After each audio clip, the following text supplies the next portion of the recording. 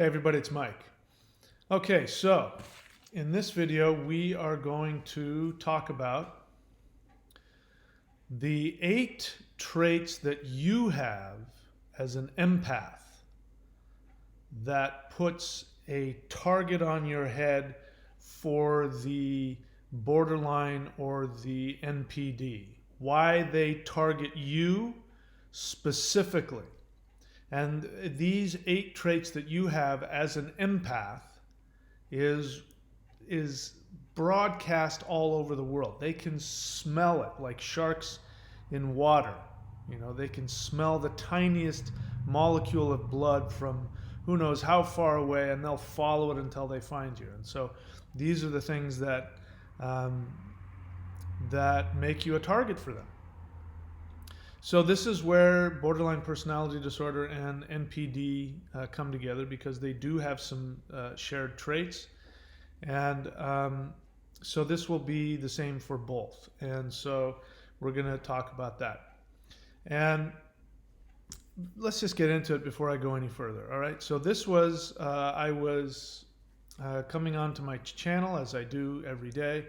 And because I have this channel, which is devoted to helping people who have been in romantic relationships with cluster B personalities, specifically people with untreated borderline personality disorder, my job is to help you recover, as I did, from a really nasty relationship I had with someone with BPD. And so because of that, YouTube throws these things up. And so this one came up, and I forget the exact words, but something along those lines. And it was a therapist, a psychologist. So I thought this was very interesting.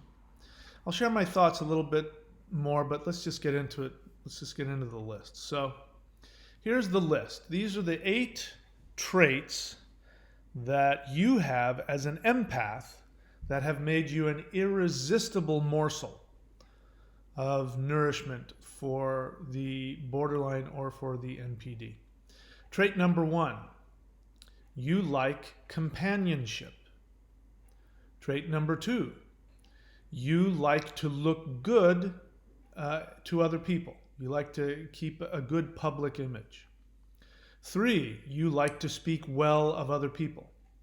4, you're willing to argue with the narcissist or the BPD. 5, you can be seduced away from your own boundaries. 6, you like to serve and be helpful to other people. You're an empath. 7, you are willing to discuss and reveal your personal issues and feelings with the narcissist or the BPD. And 8, you can be motivated by obligation. Now, I hear this a different way. The way that this guy was explaining it was that these are the positive traits that you have that attract the NPD or the BPD.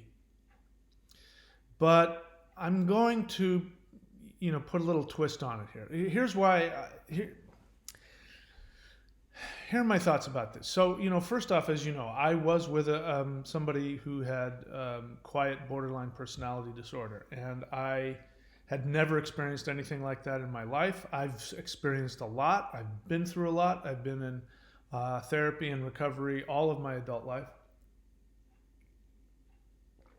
So it was very surprising to me that I could fall into something as toxic as a relationship with a severely untreated borderline. But it's really important if you want to recover, which I have. I've achieved a state of recovery. I'm not in pain. I don't languish over the relationship. I have no resentments. I don't want it back. All the stuff that I really struggled with during and right after the relationship, none of those things bother me. I really have achieved a state of recovery. I'm not afraid of people. I'm not afraid of relationships, right? So when I see these videos that pop up, especially from psychotherapists, I kind of look at it askance, sort of like a dog hearing a weird noise. Because here are some of the titles. I mean, my YouTube channel's got it up there. Here's one: 10 red flags indicating narcissism. 8 questions a narcissist simply cannot answer.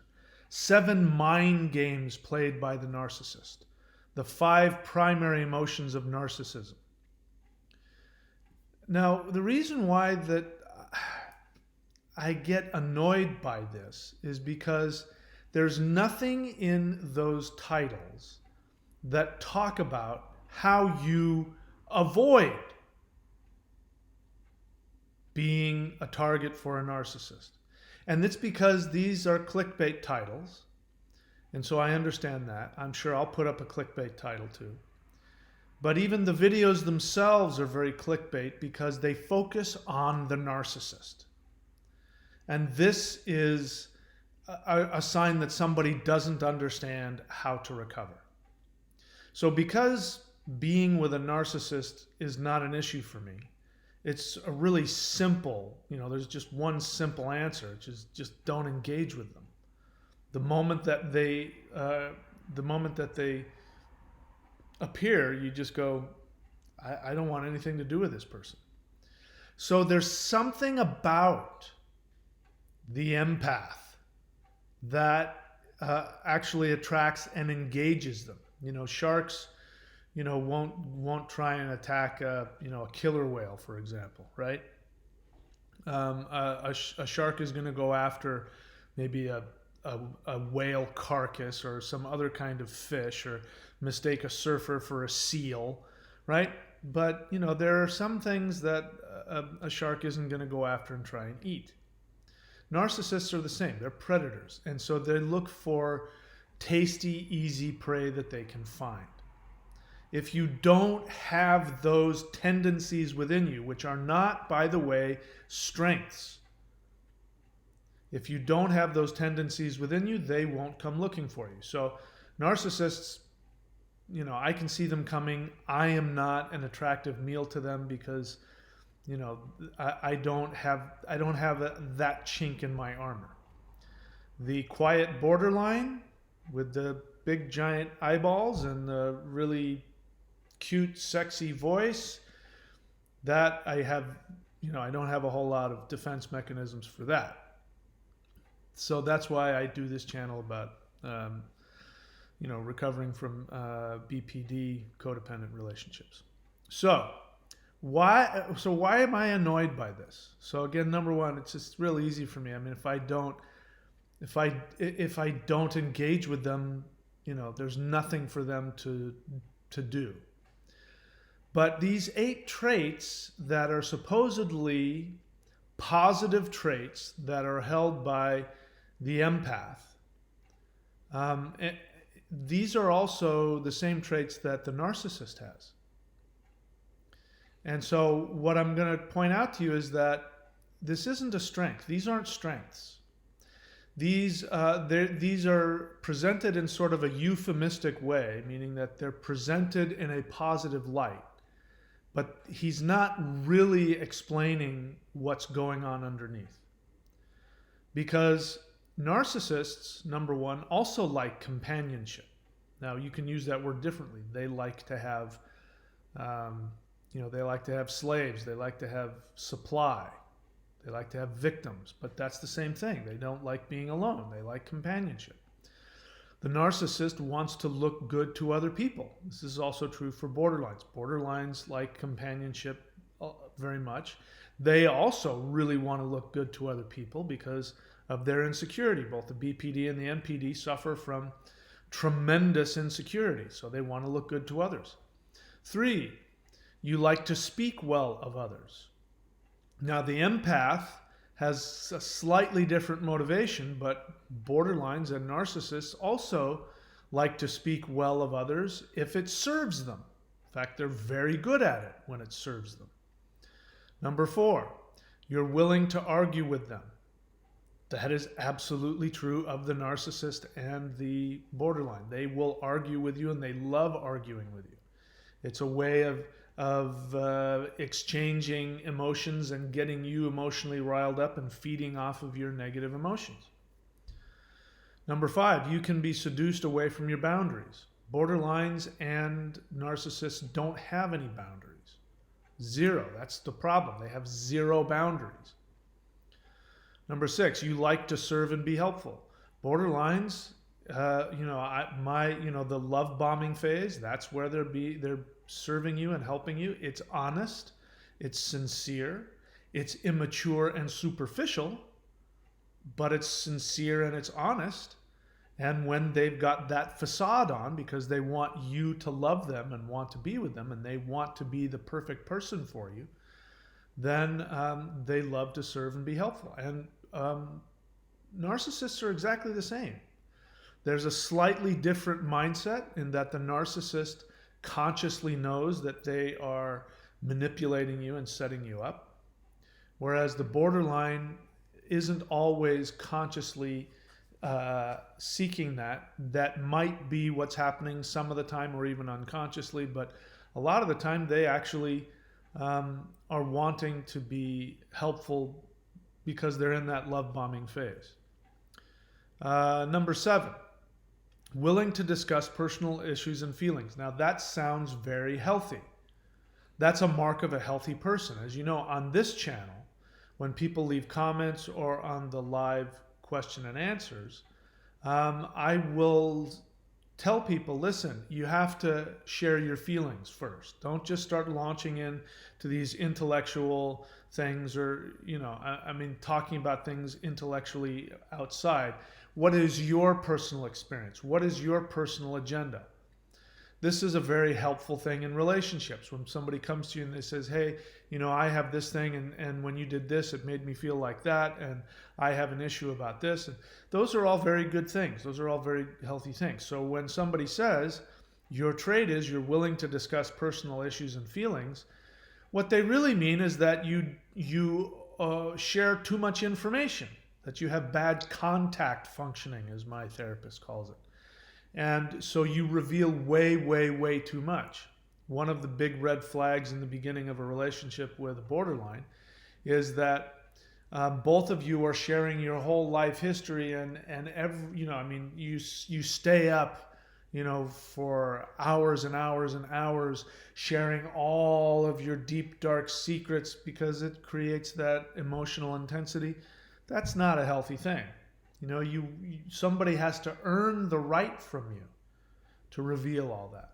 You don't do that on the first date unless you are an empath and they are a borderline or a narcissist. And then willing to discuss your personal issues means you're dumping all of your crap onto them and giving them way too much, trying to create intimacy right off the bat.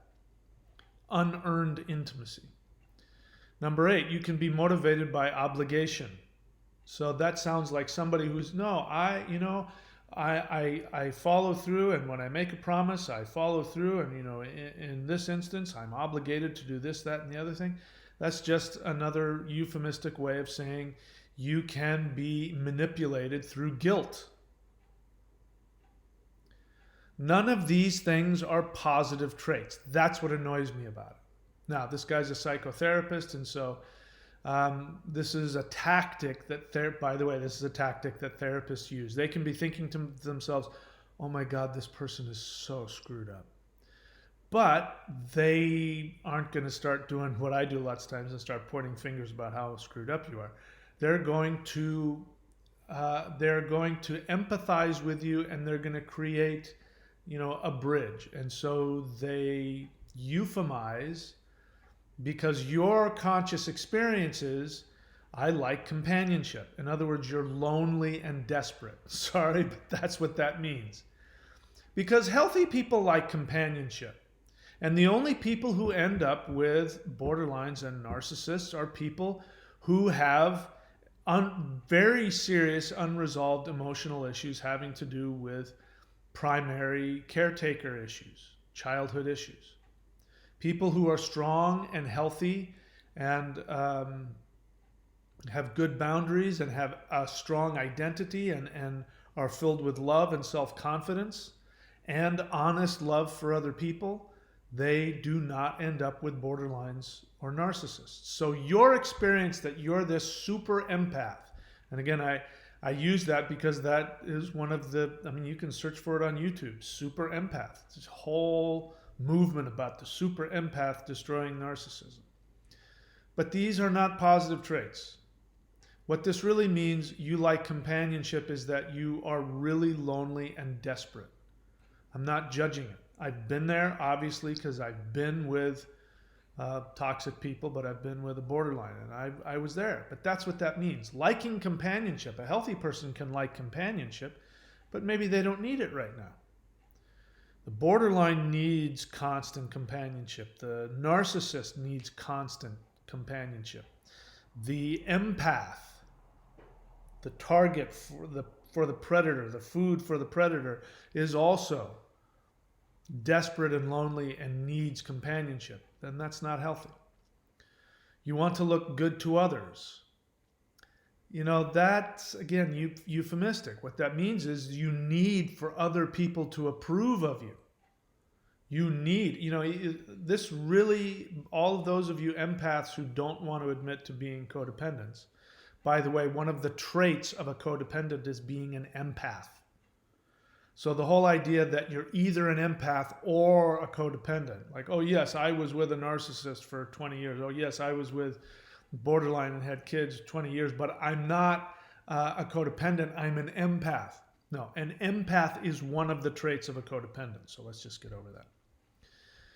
Wanting to look good to others is a normal thing. Most people want that, especially, you know, you got a business, you want your business to have a good reputation.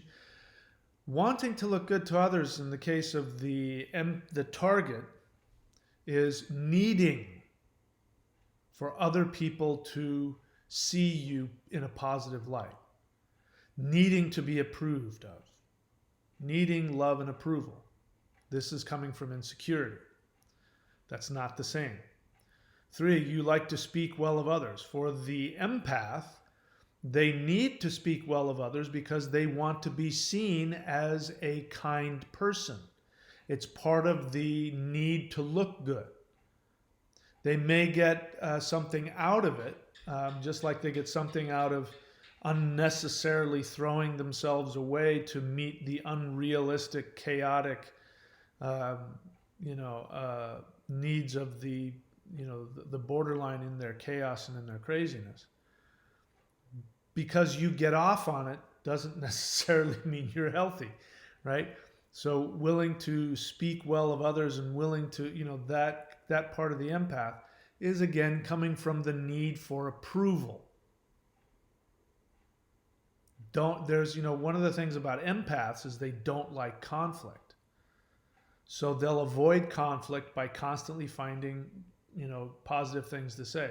When they do argue, lots of times it's passive aggressive. Oh yeah, no, that looks good on you. Yeah, does that look? You're asking me if that looks good on you? If you like it, it looks good on you. They won't come out and say it because they don't like conflict. They don't want somebody to be mad at them. This is coming from a need, an insecurity. It's coming from an insecurity. It's not a positive place. You're willing to argue with them. So willing to argue with them means that you want desperately for the borderline or the NPD to be rational. I just recently experienced this. I may have shared it a few weeks back. I was out surfing and some guy was coming off of meth or something. There was something really wrong with him. I found out later that he had already punched some other guy down the beach. This guy really came at me and wanted to get into a fist fight with me. And, he just was so provocative. And the moment that I responded to him, he just laid into me and I couldn't get a word in edgewise. But I remember there was about a 30-second period where I was trying to have a rational conversation with him. And you know how they are. He just wouldn't shut up and was coming at me with all these irrational, really hurtful, out of the blue attacks, and I just stopped. I just stopped. I just said, okay, there's nothing to be accomplished here. So I just stopped and looked at it. And he just kept talking and talking and talking. As he's walking away over his shoulder, he's still hurling, horrific insults at me. That was him trying to provoke me, continuously provoke me into getting into that kind of interaction with him. I wasn't willing to do that. And so when this guy says you're willing to argue with them, meaning, you, the empath, are willing to argue with the borderline or the narcissist, what that really means is that you first and foremost want to get them to be rational with you. When they're being irrational and illogical and toxic and way over the top, your need to try to engage with them and to force them to be rational with you is not a positive trait, which means that other people aren't willing to argue with them. The moment that somebody becomes irrational, a healthy person, to my credit, at that point I was acting like a healthy person. Once I saw, 30 seconds into it, that this person had zero intention of any kind of rational interchange, I just stopped. So, what that means, that when we're triggered and we're not in our highest awareness, then we keep pushing and responding, and they can bait us into crazy arguments and create all kinds of chaos, because what they're trying to do is they're trying to bait you. In the case of the borderline, lots of times they're trying to bait you into becoming the narcissistic abuser. They're trying to push you past the point so that you get so angry that you will attack them. In fact, I'm going to share an incident I've never shared with you guys that happened with my borderline ex. This is when we had first met, and it was like the second date or something, and we were making out, and things were starting to get kind of hot and heavy, and she had long fingernails, and she dug her fingernails into my back. I mean, she just dug, it was like knives, and she just dug them in there. And I went, wow, that really hurts. What the hell did you do that for? And she went, oh, sorry. I was trying to get you mad so that, we could have rough sex. I'm like, why would you, what the heck? And she said, oh, I'm sorry, I'll never do it. That's a perfect example. She wanted me to abuse her. I don't do that, so I didn't respond in that way. But that's what they're doing lots of times. They are pushing you and pushing your buttons so that you will be the abuser, so that they can recreate that childhood thing. Now, if you choose not to do that, then they are forced to become the abuser, which is what they do. Narcissists, they're already, their programming doesn't go back and forth. It's stuck on abusers. So they are constantly abusing you, but they also unconsciously want to be abused. Okay, so you can be seduced away from your boundaries. That's pretty obvious. Somebody who has firm boundaries within themselves, you can't seduce them out of their boundaries. You're willing to discuss personal issues and feelings. We already talked about that. That's oversharing. That's actually bad contact functioning. That's you're trying to project onto them or transfer onto them loving feelings for mommy and daddy. Here's the thing about empaths, borderlines, empaths who are with borderlines or with NPDs, is that you don't realize it, but you are looking for mommy and daddy as well. You're looking for the same thing. The borderline is looking for mommy and daddy. The narcissist is looking for mommy and daddy, but is just in a continuous temper tantrum. But in terms of you and the borderline, you're both looking for mommy and daddy, and you're both trying to get that from each other. So, you've had all of this intense feelings and emotions, and you want intimacy so bad that the moment that the hint of intimacy arises, you just barf it all out. It's very narcissistic. Bear in mind, there's a difference between a narcissist in the, psychological uh, world, as opposed to somebody who is narcissistic. Every human has narcissism. It's very narcissistic to dump all of your crap onto somebody else, wanting them to take it in and love you and all that. That's what little kids want from their mommy and their daddy. Like wipe my diaper. It's that kind of thing. You get so intimate so quickly. And of course, you can be motivated by guilt. So this is where the borderline and the narcissist differ from the empath, in that the empath needs to be loved and accepted because you grew up in a house with some immature parents who were little kids. Little tiny kids were parenting you. You had to appease them in order to survive. And the same is true with the borderline and the narcissist, but things turned a little different. So your motivation, you're easily manipulated by guilt. Again, that's not a good thing. He euphemizes it by saying you can be motivated by obligation, but it's not. It's guilt. Guilt comes from repressed anger. So when you feel guilty about not meeting somebody's needs, the truth is you're rageful at them. You're rageful at them on an unconscious level for imposing that on you. Maybe you didn't know that. So anyway, I've gone through this list twice. I tend to repeat myself, but here's the deal.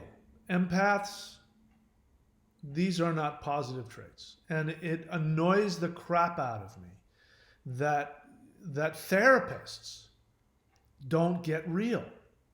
That in the fear of what's called victim blaming, they will use this tactic to condescend to you, because that's really what it is. It's condescension. Saying, because if I just read that the way it's written, it sounds like you're a really well put together person, and these really good traits that you have is what attracts these predators. It's because you're such a good person. If you look at the traits of empaths online, what are the traits of an empath? You're going to find that it's going to paint the empath as being a better person, a more moral, a more loving, a more feeling, a more kind person. That's not the case. This is all the illusion. This is a suit that you have chosen to wear in order to be accepted by your dysfunctional parents who no longer are in your life in that same way, probably, if you're an adult. If you have your own home and your own family, your parents shouldn't have that kind of influence over you. But you're still acting on that programming. So your need to caretake is coming out of a need to stop the pain so that you won't feel responsible. Do you understand that? Again, if you look at traits for empaths, you're going to find that an empath feels a strong responsibility to help others. That is not coming from unconditional love. Unconditional love does not feel responsible for other people's problems. Unconditional love looks for people who are willing to be helped in a positive way. So, like for instance, on my channel, when I do the live Q&As, especially on my other channel, I only take questions.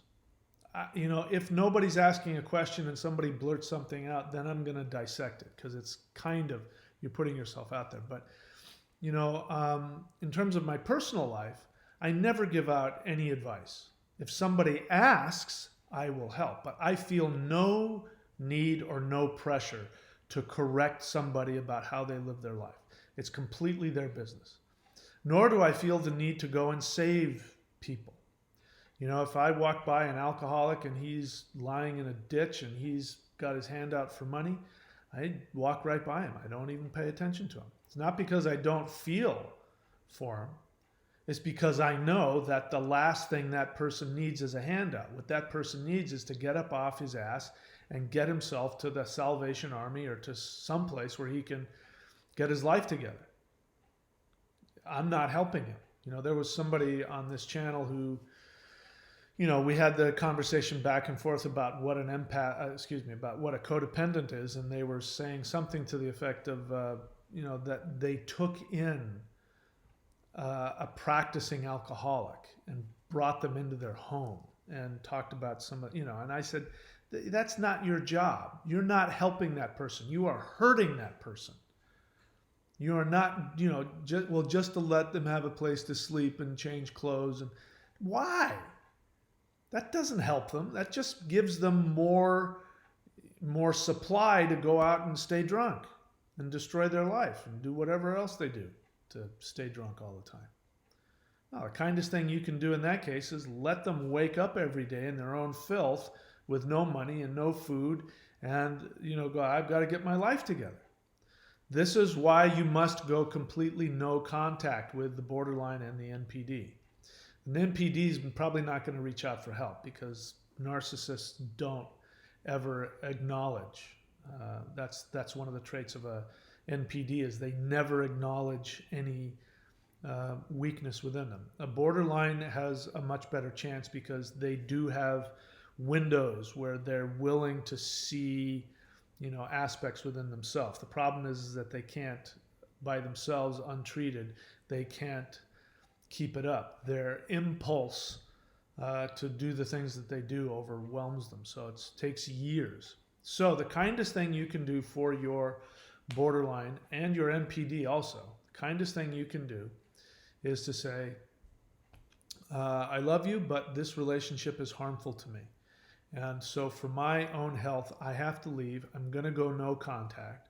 If they protest and they want you in their life, you say, well, I'm happy to entertain that, but I would need for you to go to regular therapy a couple times a week with a therapist who specializes in borderline personality disorder.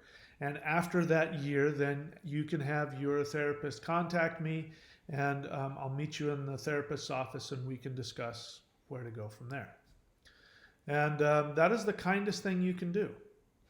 Now, once you go no contact, you're going to have to heal yourself. So, my three-pronged approach, which is number one, get with a therapist who knows how to deal with codependence in cluster B relationships. Number two, go to coda.org, coda.org. Right now, go to an online meeting and say, I need a sponsor to help me walk through the 12 steps, and then work those 12 steps.